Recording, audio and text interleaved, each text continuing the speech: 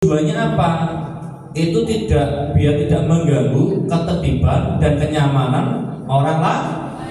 Nah, kenapa? Bisa nggak kalau pakai knalpot bro? Misalkan ini ada naik motor bro ya, knalpotnya ada standarnya ya. Di dalam gang ini aja, apakah yang pemukiman itu terganggu apa enggak? Karena apa? Nah, contoh ini ada contoh real. Ini ada contoh real. Contoh realnya apa? Di suatu daerah ini ada ibu-ibu, nenek-neneknya sudah sepuh, ya punya penyakit jantung, lagi sakit. Ini benar-benar real. Ada kendaraan bermotor yang tidak spesifikasinya tidak standar, yang di brong itu yang dimasuk. Lewatlah di dalam gang tersebut. Setelah lewat, dia akhirnya apa? Meninggal dunia. Kan yang rugi siapa? Kan keluarga yang ditinggalkan, benar nggak? Karena itu membuat tidak nyaman. Orang lagi sakit, lagi pinginin ayam, kena potbrong, benar nggak deh? Iya kan? Itu yang terjadi. Kenapa itu masuk prioritas pelanggaran dalam ops keselamatan? Itu tujuannya apa? Biar membuat nyaman dan aman semua orang yang ada di lingkungannya. Benar nggak? Nah, yang ketiga, ini tentang overdimensi dan overload dan berkendara dengan membahayakan pengguna jalan lain. Paham nggak tentang overload overdimensi? Nggak paham ya? Nanti kita jelasin. Jadi gini, ini overdimensi itu tentang spesifikasi ketinggian kendaraan truk muatan. Biar sama-sama belajar ya. Ini tentang pelanggaran tentang ops keselamatan, prioritasnya tentang overdimensi. Itu spesifikasi ketinggian dalam membawa barang atau apapun tidak boleh melebihi dari batas maksimalnya, betul. Dan overload itu artinya bahwasanya kendaraan yang membawa itu tidak boleh berlebihan. Contoh truk atau 300 itu membawa muatan yang sesuai spesifikasi muatannya. Dalam artian misalkan harusnya itu membawa 2 ton, itu membawa 10 ton, overload ya. Karena apa? Akan membahayakan keselamatan orang lain. Contoh, adik-adik pernah dengar nggak remblong yang sering terjadi? Ya, kami jangan sampai terjadi lagi. Ya kan kasihan. Karena apa? Yang terjadi itu kebanyakan nih, adik-adik biar tahu kenapa ada remblong dan sebagainya. Itu yang terjadi karena apa? Satu, overdimensi, yang kedua overload.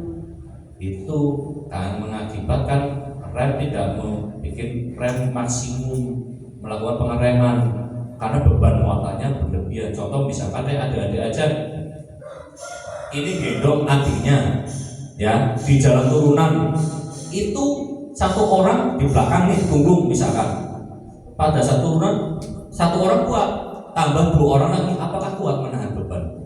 Kan tidak akan bisa kuat kan? Ya itu yang terjadi celaka. Itulah yang jadi prioritas pelanggaran di dalam rangka ops keselamatan tahun ini. Yang keempat, ini yang sering terjadi di masyarakat dan anak-anak muda zaman sekarang, yaitu melawan arus, ya, melawan arus dan melanggar rambu-rambu lalu lintas. Paham nggak tentang rambu-rambu lalu lintas? Nah, banyak yang kurang paham ini. Karena kita sama-sama belajar rambu-rambu itu kan berarti ada larangan parkir, larangan berbelok, ya, ada aturannya. Dan melawan arus ini kebanyakan masyarakat itu melawan arus. Contoh ini di depan BCA itu kan ada pembatas jalan tuh, benar nggak? Paham ya? Itu kalau kita dari arah selatan, kebanyakan orang mau ke BCA muter apa enggak? Banyak kan melawan arus, belok langsung kanan, nggak muter di depan sini apa perempatannya kecil ini, yang seharusnya itu kadang kalau nggak di depan pasar itu ada yang belokan itu untuk safety-nya, untuk keselamatan pengendara orang lain itu harusnya jangan lawan arus. Kalau banyak kan kalau ke BCA atau dari area-area di Bumi Kota itu kan langsung belok kanan, terus dari sini dari depan BCA kadang kalau mau belok langsung lawan arus. itu tidak diperkenankan karena apa? Membahayakan pengendara yang lainnya. Dan rambu-rambu itu tidak boleh kayak di sini ada rambu-rambu tanda S silang, paham nggak? Yang depan Masjid Agung. Nah, di situ kan ada, itu tidak boleh, namanya bersilang berbelok.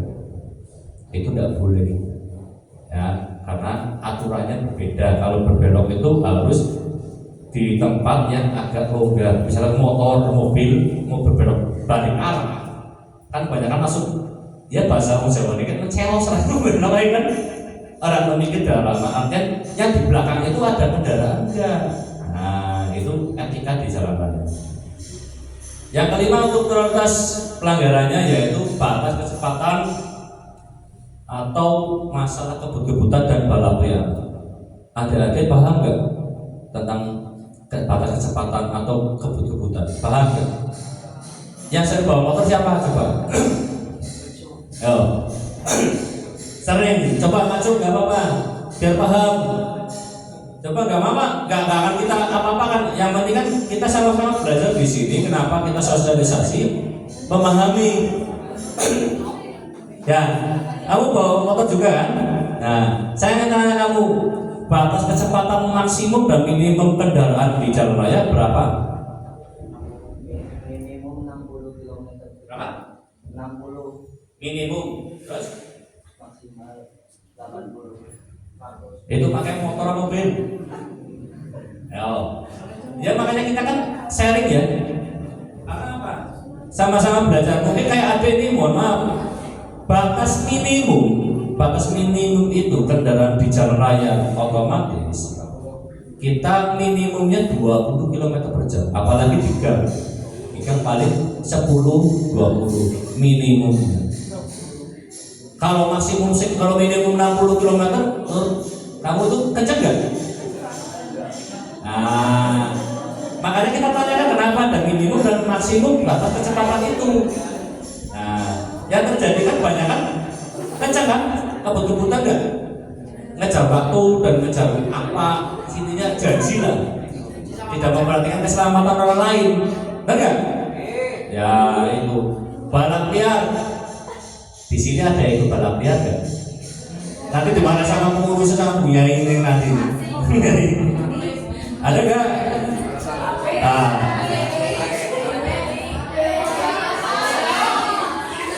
intinya gini, kita pahami ya. Kenapa ada bahasa balap liar?